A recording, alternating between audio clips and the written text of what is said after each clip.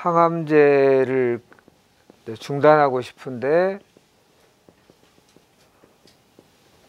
어떤 경우가 가장 좋은지, 어떤 경우가, 어떤 타이밍이 좋을지, 어떤 경우에 어떤 타이밍에 하는 게 좋을지.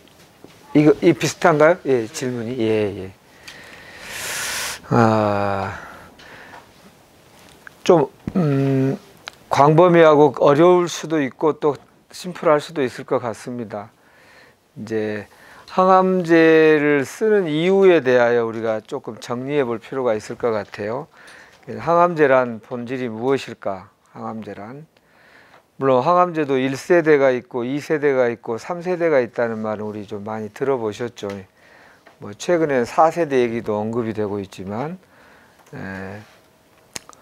그것도 짧게 한번 얘기해 볼게요. 이미 아시는 분들은 그냥 다시 한번 이게 복습한다고 생각하시고, 처음 들으신 분은 한번 그렇구나 하고 이해되는 계기가 되면 좋겠네요. 자, 이제 항암제를 1세대 항암제라는 게 있어요.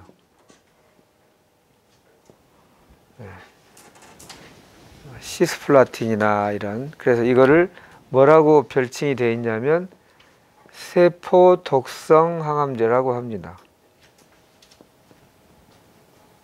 여러분, 독성이란 말 들어가면 기분이 어떠세요? 좀 무섭죠.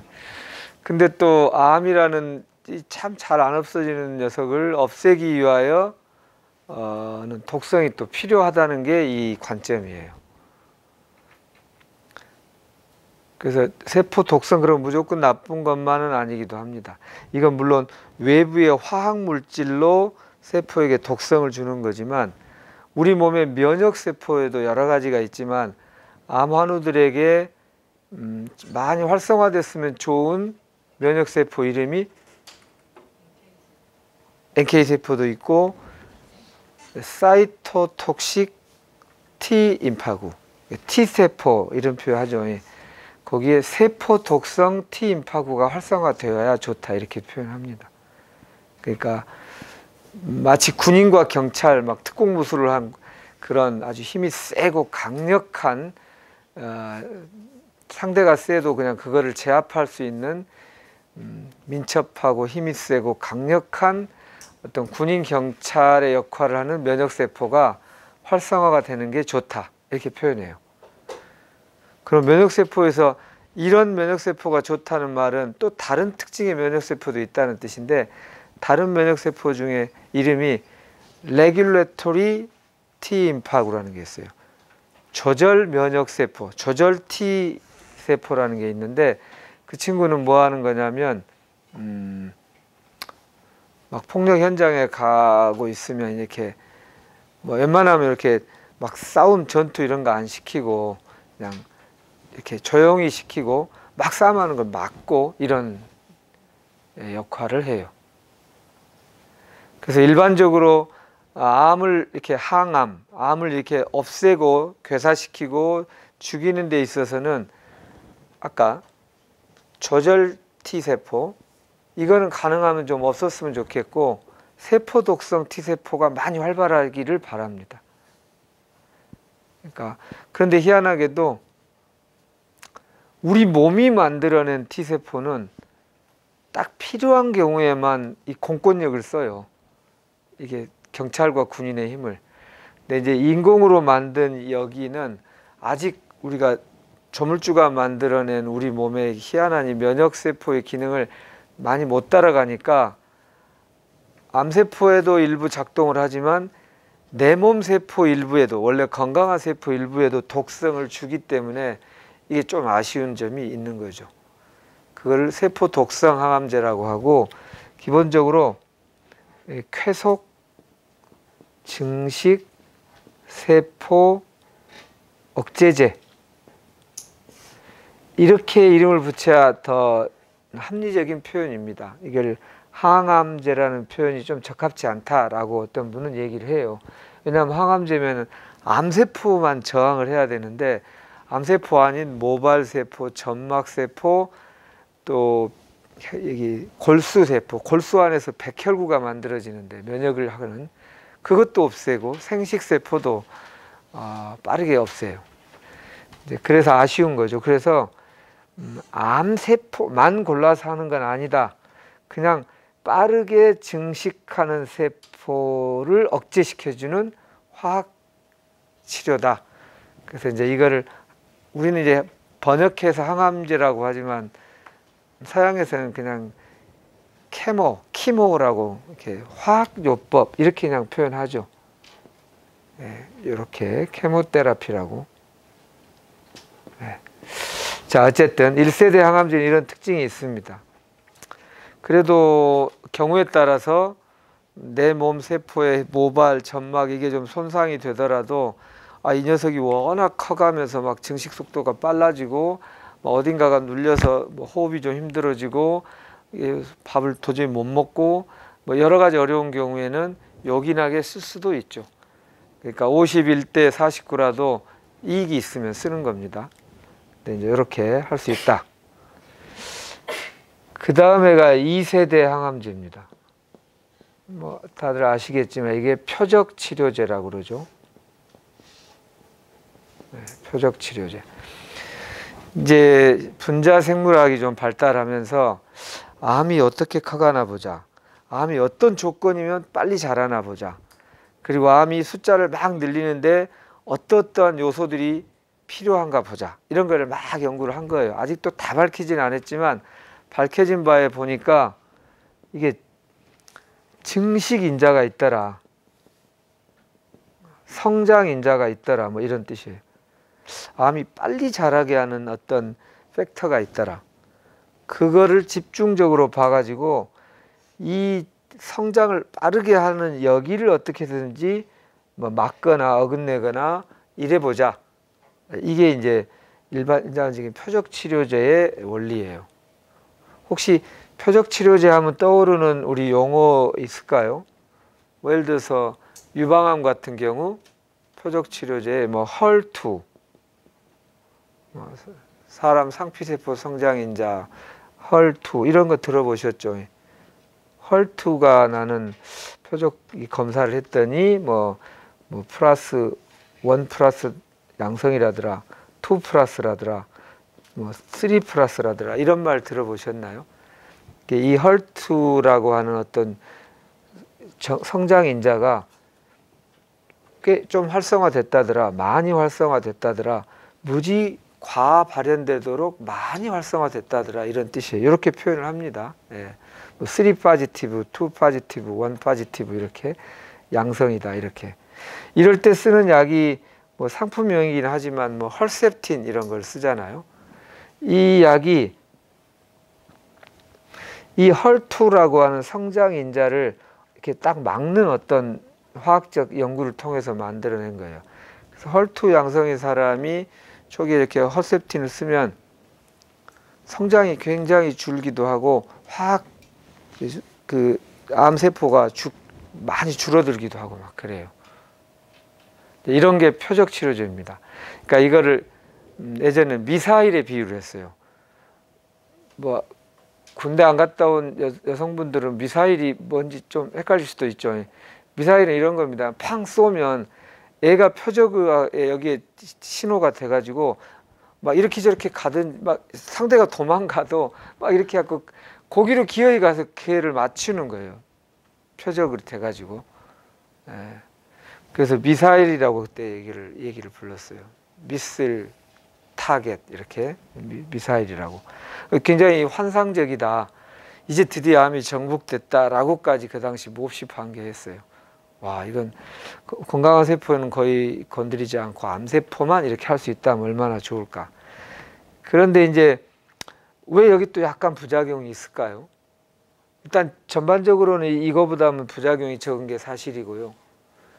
근데 이런 헐투라고 하는 게 무조건 암에만 키우는 것이 작동하는 게 아니라 다른 데도 일부 건강한 세포를 키우는 데도 일부 작동할 수도 있으니까 그것까지를 막으니까 좀 부작용이 있겠죠.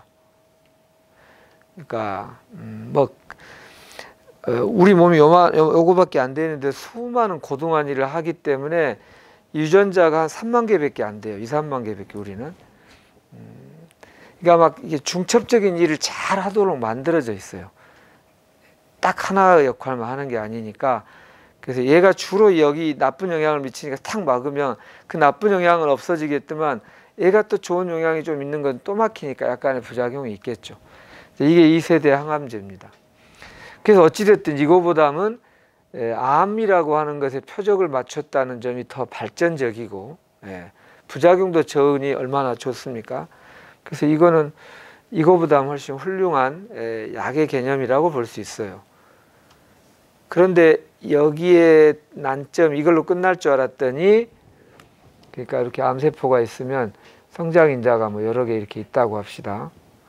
요거를 탁 막았더니 얘가 쑥 줄어가지고 이렇게 줄어들었어.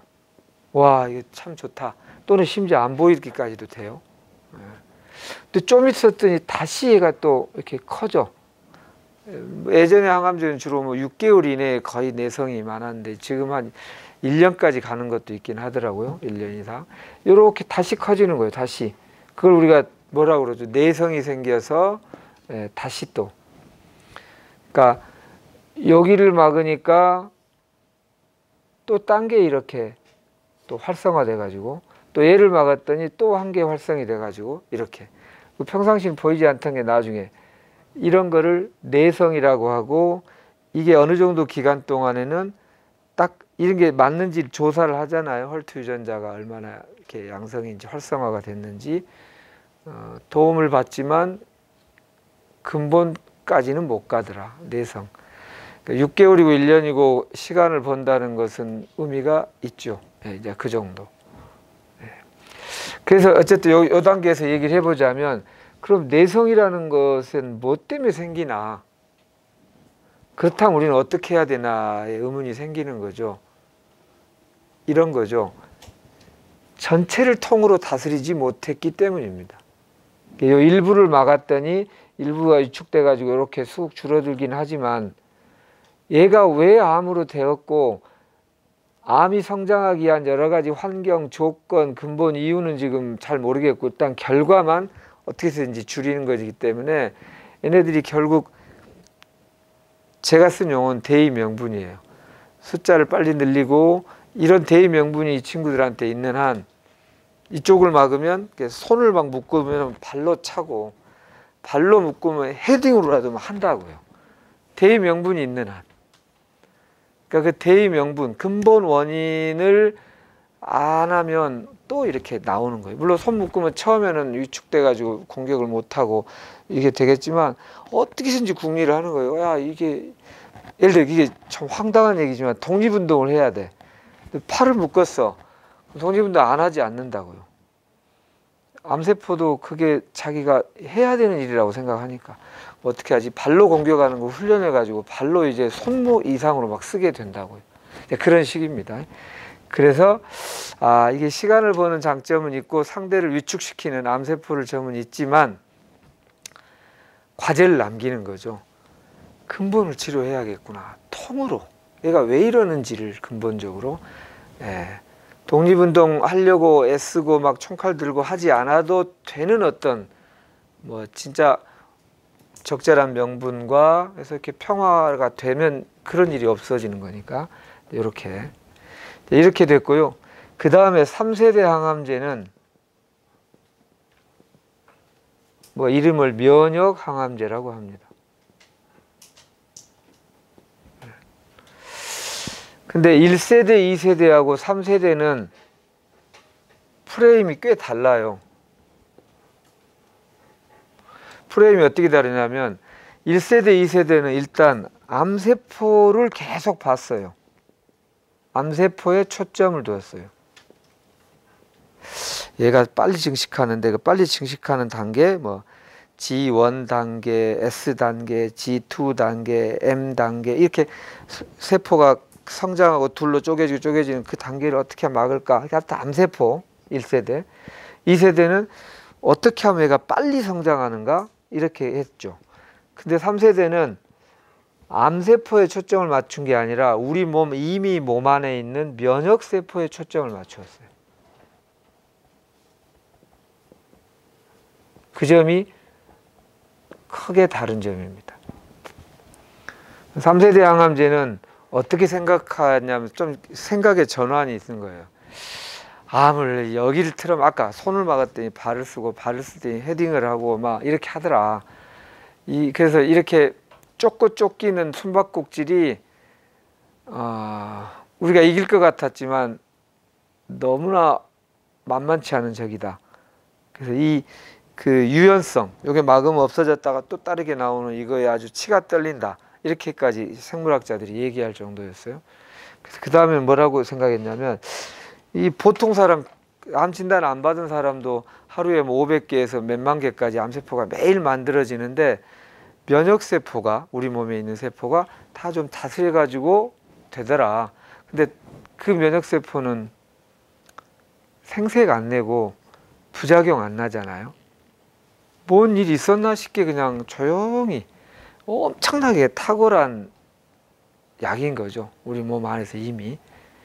그래서 그 힘을 쓰는 것이 낫겠다. 바깥에 우리가 아무리 머리를 써도 해도.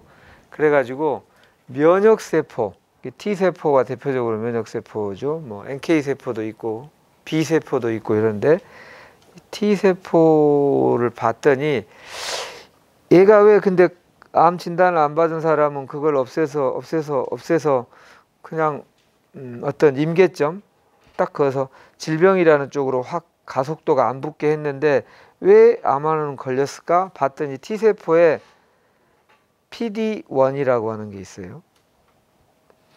이게 프로그램드 데스라고 되어 있어요.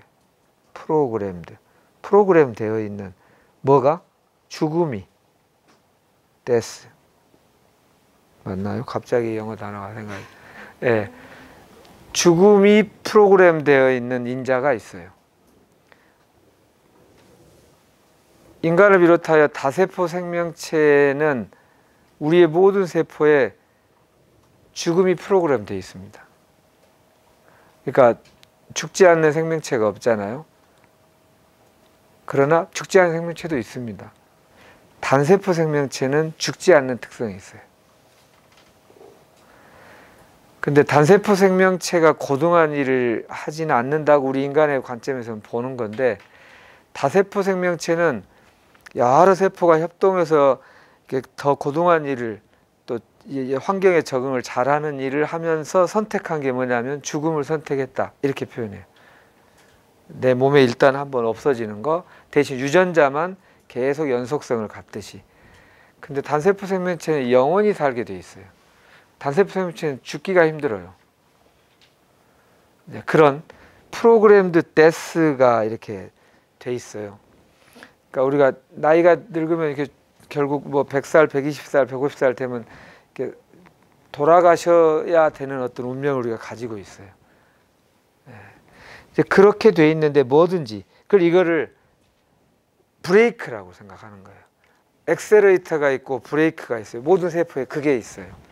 빨리 확 활성화되는 것과 브레이크 두 개를 가지고 있어요. 차에도 이 두 개가 있어야 되잖아요.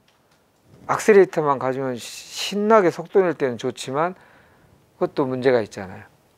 예, 그렇게 돼 있는데 PD-1이라는 게 그런 뜻입니다.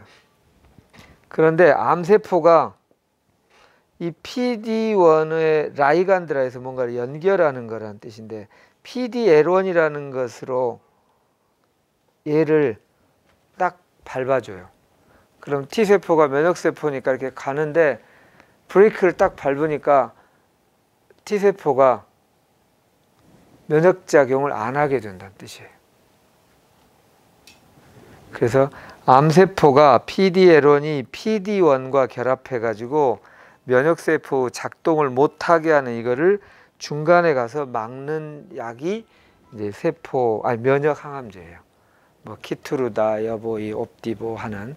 그래도 요새 또 여러 가지가 나오고는 있지만, 그러니까 요점은 지금 얘가 제대로 작동하는 것을 막는 것을 어떻게 할 것이냐. 이게 면역세포죠. 그렇게 초점을 바꾸었어요. 그래서 이 두 개의 항암제보다 또 부작용도 좀 적다고도 처음에 발표됐고, 또 물론 100%는 아니지만 어떤 경우는 뭐 굉장히 많은 효과를 보기도 했죠. 뭐 지미 카터 대통령 뭐 이런 분들이. 예. 이게 면역 항암제입니다. 그런데 이렇게 해서 여기까지 넘어오는 데 있어서 흥미로운 이 전환이 있었는데요. 뭐냐면 예전에 이제 뭐 한의학이나 이런 데서 면역이 결국 핵심이다. 어떻게 이 암을 효과적으로 죽이느냐에 뭐 초점이 아니라 사실 내 몸에 면역이 좋으면 그렇지 않아도 우리가 다 해낼 수 있는 힘이 있다. 이렇게 말을 했을 때 서양의학에서, 서양의학에서는 뭐라고 얘기했냐면 그런 무지몽매한 소리를 하지 마라. 나이브하다. 이렇게 표현했어요. 그럼 뭐 이게 근거도 없는 모호한 소리로 사람을 현혹시키지 마라. 이렇게. 그래서 면역에 관련해서 관다고 할 때 그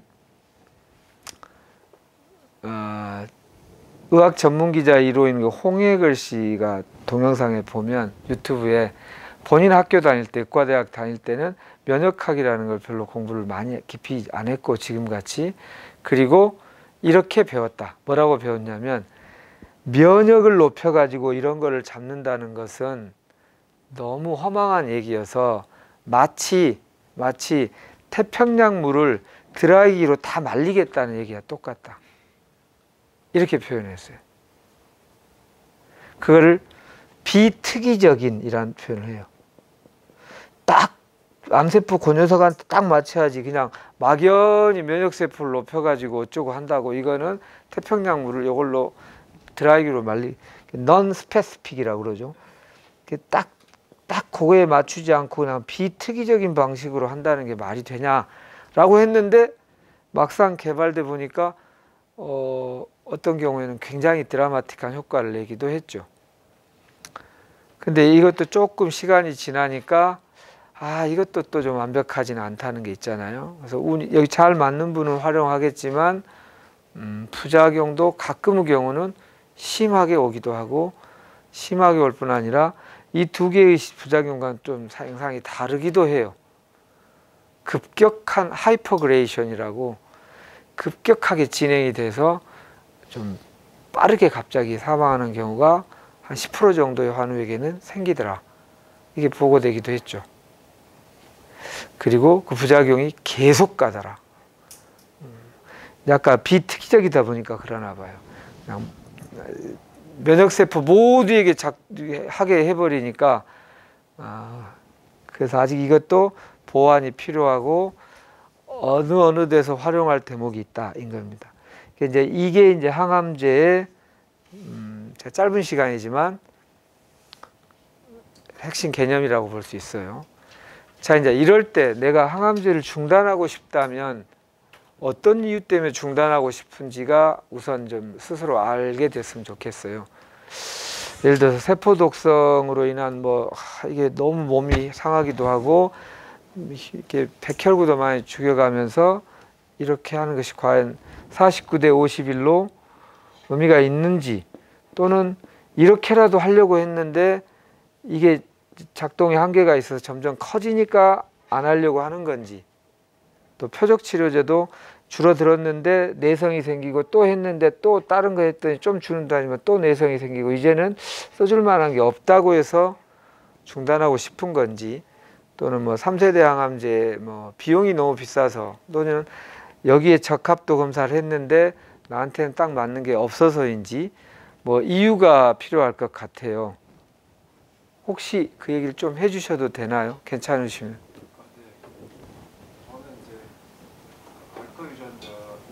예, 알크, 예. 알코 유전자는 알렉산더가 내성에 와가지고 알름버리그 갔거든요. 예. 근데 이제 그 다음에는 의사 쌤이 더 이상 약을 써줄 게 없다. 식약청에서 의료보험 혜택이 되는 건 없다. 예. 그래서 이 약을 오래 먹어야 된다 이렇게 얘기를 하셨는데, 예. 저는 이제 겁나는 게 더 이상 이제 내성이 생기면은 약이 없는데, 그럼 내성 분명 생길 거고 약은 없는데 그럼 어떻게 해야 되나? 예, 예. 그럼 항암제를 이제 제 스스로 중단해가지고 저를 테스트를 해야 되는 거 아닌가 생각이 예, 이해됐습니다. 그러니까 일단 양방 선생님께서 더 적합한 아직 그 새로운 표적 치료제는 아직 현재는 뭐죠, 이게 범주 안에는 없다. 그리고 또 어떤 것이든지 간에 내성의 기간이라는, 내성은 돌아오게 되어 있다.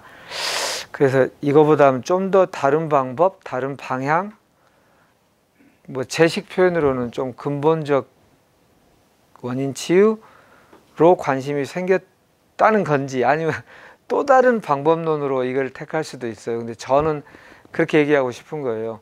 근본 원인 치유를 해보는 건 어떨까? 그렇다면 뭐 A, B, C, D 이런 모든 게 있어도 결국은 근본 치유로 하면 모두 해결되는 거잖아요. 예. 그렇게 한번 보시면 좋겠습니다. 그렇다면 이제 일반적으로는 아까 이렇게 병원에서 써줄 게 없다고 하는데도 쓸 필요는 없겠다. 이제 뭐 동영상에 여러 분들의 얘기가 있잖아요. 우리가 이제 종양내과였던 그 전문의였던 분들도 병원에서 써줄 게 없다고 하는데도 그래도 이 앞번에 그거라도 써주세요, 원장님 제발, 막 이렇게 해서 하도 그러면 써주기도 합니다. 근데 그런 치료는 의미가 없다라는 것이 일단 첫 번째. 예. 그리고 이제 이 대안이 그럼 뭡니까 하고 묻는 거죠. 항암제를 중단한다면은 뭐를 어떻게 할 때 내가 암의 본질이 무엇이고 건강의 본질이 무엇이고 생명의 본질이 무엇인지에 대하여 뭐 공부하고 몸으로, 머리로도 이해하고 가슴으로도 느끼고 몸이 한번 이게 경험해, 체득해요. 몸이 얻었어. 이렇게 하면 되겠네라는 게 좀 확신과 확연함이 보이면, 아, 요거를 뭐 장단점이 있으니까 내려놓고 나는 이렇게 할래.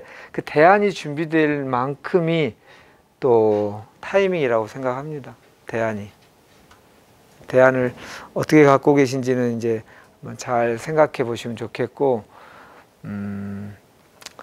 항암제를 안 쓰는 게 자연 치유는 아닌 것 같아요. 그 말은 무슨 말이냐면, 항암제를 쓰든 안 쓰든 자연 치유할 수 있다, 이런 표현도 있잖아요.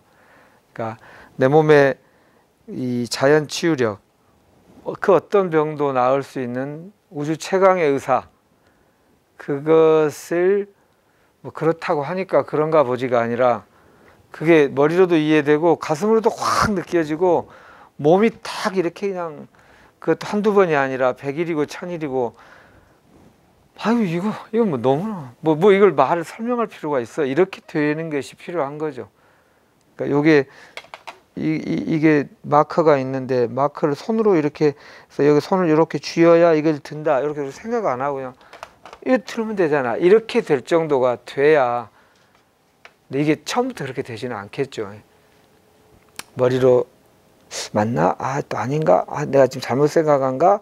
막 이렇게 여러 가지 고민과 번민이 있겠죠. 그리고 또 해보고 나서, 아, 이게 확실히 어떠네 하고 느낌도 있고, 근데 느낌도 한번 좋은 게 계속 가지도 않아요. 아, 이렇게 하면 됐어요, 이제 다 나았어요. 그랬는데 또 그 다음날은 또 우울해서, 아닌가요? 이렇게 또 되잖아요. 누가 뭐 자연치유 열심히 한다는데 그분이 돌아가셨다 그러면, 어머 이거 아닌가? 이러고 또 이렇게 또 힘들죠. 근데 또 어느 날 보면 또 그 사람 되게 힘들었는데 또 막 해석했다 하면 또, 아, 그래 되나? 이건 맞지? 뭐 이런 또 이런 오르락 내리락의 과정이 있죠. 그러다가 요 100까지 내려가면 무의식이 변하는 단계라고 하는 거죠. 세포의 기억이 단계. 이게 이런 거예요. 운전할 때 한 10년 정도 운전하시면 아마 대부분 그럴 거예요. 이렇게 옆 사람하고 얘기하면서도 이렇게 막 손이 이렇게 가고 있잖아요. 이게 무의식적으로 하고 있잖아요. 그걸 세포의 기억이 하고 있고 무의식이 하고 있는 거죠. 네. 그러면 의식은 에너지를 거의 안 쓰는 것 같은데도 되는, 그 시스템 되는 게 100까지 갔을 때고, 그게 습관이 됐을 때입니다. 그리고 그 습관이라고 하는 영역에 유전자가 있어요. 유전자는 한 번의 자극에 바로 변하지 않게 되어 있어요. 그러니까 뭐 알크 유전자가 지금 이렇게 좀 문제가 있다. 그럼 내가 이제 이렇게 하면 알크 유전자가 없어지면 한번 탁 하면 얘가 또 변했으면 좋겠죠. 근데 이제 그 마음은 충분히 이해는 되지만 그렇게 되면 어떻게 되냐면 내가 한번 이렇게 마음을 먹었던 얘가 딱 변하면 일단 줄겠죠. 근데 그 다음에 조금 공기 안 좋은 데 가면 바로 병나고 죽는다는 뜻이에요. 한 번에 안 좋은 자극에 내가 바로 죽을 수도 있다는 뜻이에요. 그러니까 인간은 초잡한 1차적 기계가 아니에요. 그래서 웬만하면 어떤 안 좋은 자극이나 자극이 있어도 안정성이 있어요. 안정성. 뭐 항상성이라고 이제 의학에서도 쓰죠. 호메오스테시스라고 항상성이 있어요. 조금 안 좋아도 웬만하면 이렇게 조금 움직이지만 다시 돌아오고, 또 이렇게 막 자극을 나쁜 걸 주어도 이렇게 좀 밀리는 듯 하지만 다시 돌아오고, 이런 놀라운 힘이 있어요. 모든 생명체에. 조물주가 허투루 만들지 않은 거죠. 조잡한 기계가 아닌 거죠. 그래서 근데 이게 이제 제가 늘 분수령 얘기를 하지만 여기 때하고 여기 때는 여기에서 여기 차이는 크지만 둘 다 가속이 이쪽으로 붙지만 요 임계점을 넘어가 버리면 이쪽으로 가속이 붙으면 이제는 병이 빨리 안 낫게 되어 있어요. 그러니까 병이 빨리 한두 번에 안 낫는 거를 보고 막 실망하거나 짜증내거나 할 일이 아니고 당연하지 이렇게 생각하셔야 됩니다. 사람의 생명이 얼마나 이 안정성 있게 만들어졌는데, 우리 엄청난 고급 기계인데 뭐 이게 한두 번에 되면 이게 뭐 그 아주 1차적 장난감이지 이렇게 생각을 하셔야 돼요. 그래서 뭐 너무 당연하게 이걸 한 100번, 1000번 해야 변하는 그런 안정성을 가진 존재가 우리다 이렇게. 그래서 빨리 가고 싶은 마음이 수시로 우리 인지상정으로 들겠지만 그때마다 이걸 떠올리십시오. 우리는 조잡한 1차적 기계가 아니다. 그렇게 돼서 이제 그것도 근데 영원히 안 되는 게 아니라 웬만하면 안 낫게 돼 있는데요. 그것도 100번, 1000번이 되면 요걸 넘어가 버리면 이제 엇구뚝이 된다고요. 웬만하면 병이 안 생기게 돼요. 여기를 넘어가게 할 때까지는 그걸 당연하게 생각하십시오. 생각의 불안과 막 이거 감정의 오르락내리락에 그거에 대해서 그럼 이거를 수백 번, 수천 번 해야 이게 제대로 된 생명체의 안정성이지 라고 생각하시면 좋겠어요. 지금 얘기를 이제 정리해 보면 어떤 타이밍이냐라는 말은 준비가 되어야 한다는 뜻이고, 그 준비는 머리로도 가슴으로도 배로도, 그러니까 우리의 생각으로도 우리의 감정으로도 우리의 이 표현도 참 어렵습니다. 뭐 존재라고 할게요. 또는 뭐 참 표현이 어렵다. 뭐 직감이라 해도 좋아요. 이런 모든 것이 총동원돼서 이제 될 때까지 꾸준히 이제 그 길을 가다 보면 이게 점점 생기실 거예요. 그래서 지금은 완전히 가지 않은 단계인데 본병원에서 이거를 더 이상 할 게 없다니까 지금 결정해야 되는 경우인 거잖아요. 그렇다면 어떻게 해야 될까요? 저 시간을 줄이려면, 내가 아직 충분히 공부가 안 됐는데 결정해야 될 타이밍은 지금 왔어. 여러분이라면 어떻게 해야 될까요? 집단 지성을 활용해서 지혜를 구합니다. 내가 공부가 다 됐으면 저한테 물어볼 이유도 없겠죠. 그런데 어찌해야 돼요? 저도 잘 모르겠는데요. 뭐 저의 생각은 밀도 있게 해야 한다는 생각이 들어요. 그래서 정말 뭐 예를 들어 종교가 있으시다면 3일이라도 금식 기도라도 해보시든지, 내 머리, 가슴, 배, 온 존재가 온 마음으로 내가 어찌 해야 할까. 또는 종교가 없는 분은 그냥 고요한 명상 상태에 내 온 존재, 내 참나, 근본의 나, 그걸 다 동원해서 이때 어떤 결론을 내리는 게 좋을지 이거를 해야 되겠죠. 그리고 이렇게 좀 통으로 얘기하면 딱 와닿는 분이 있고요. 어떤 분은 아, 그게 그렇게 통으로 되나요? 뭔가를 좀 강론적으로 세세하게 좀 그럴 수도 있어요. 그래서 그럼 약간의 기법 하나를 소개해 볼게요. 꼭 다 이래야만 된다는 건 아니지만 이렇게 하는 걸 심리학에서 쓰기도 해요.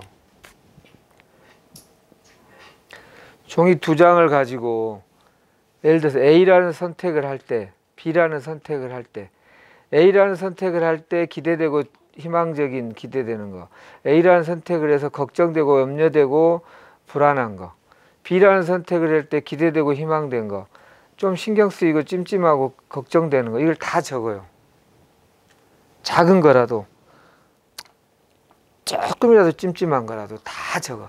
다 적고 아까 제가 말한 그것처럼 내 머리, 가슴, 배, 온 존재를 다하여, 물론 충분한 공부를 하고 실험하고 하면서 하는 것이 1번 베스트고요.